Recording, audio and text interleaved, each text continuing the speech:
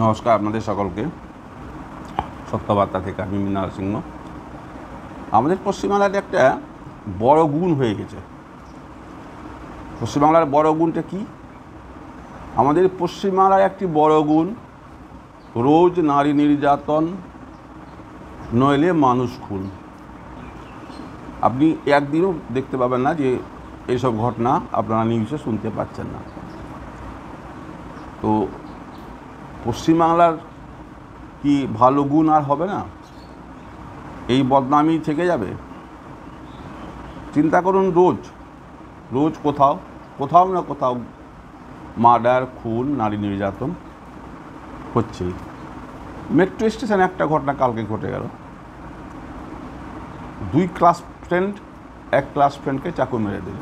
কারণ যেই বাজে যাই থাকুক, পরে বের হবে। তবে আমাদের বক্তব্য হচ্ছে যে আমাদের যে মেট্রোর যারা রক্ষণাবেক্ষণ করেন, দেখেন যারা আরপিএফ, তাদের তো উচিত আছে যে মেট্রোর গেটে কমসে কম ভালো করে গার্ড দিয়ে, মেটাল ডিটেক্টর লাগিয়ে গার্ড দিয়ে তাদেরকে উঠানো। সে মেট্রোতে ঘন্টাতে 20 জনই উঠুক, 40 জনই উঠুক, কিন্তু যখন আপনাদের দায়িত্বের মধ্যে আছে তো আপনারা চেক করে ভালো করে উঠান, যেন কোনো অস্ত্রশস্ত্র নিয়ে কেউ প্রবেশ করতে পারে না। এইরকম ঘটনা যদি ঘটে তাহলে তো মেট্রোতে বাস্টিংও হতে পারে। যদি আপনারা এরকমভাবে যদি গার্ড না দেন, ভালো করে না দেখেন, তাহলে সেটা প্লেনের মতো 4 ঘন্টা দেরি হলেও হবে।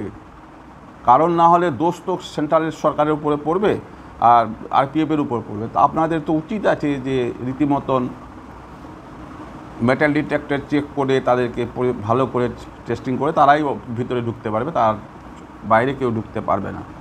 তার জন্য যতটা লোকই যায়, তো সেটা দেখার নেই। আপনাদের সবার পরিষেবা, ভালো পরিষেবা দিতে হবে। তো যার জন্য দেরি হলেও বলে দেবেন যাত্রীকে আপনারা 1 ঘন্টা আগে গিয়ে 1.5 ঘন্টা আগে আসবেন স্টেশনে চেক করার জন্য। কারণ আমাদের রাজ্যের কোনো প্রশাসনের কোনো ক্ষমতা নাই, কোনো শাসন নেই, কোনো কিছু নেই। যেখানে যে কিছু হতে পারে, বাস থেকে নেমেও চাকু মারতে পারে, গুলি ছাড়তে পারে, যে কোনো জিনিস হতে পারে। তাহলে মেট্রোকে যখন আপনাদের হাতে আছে তো আপনাদের দেখা উচিত আছে। পরিষ্কারভাবে বললাম, আপনাদের নিয়ে নানা রকম পত্রপত্রিকাতেও নানা রকম কথা লেখা হবে, তো আপনারা কেন দেখবেন না? যাক, আমার ভিডিও ভালো লাগলে লাইক, শেয়ার, সাবস্ক্রাইব করবেন।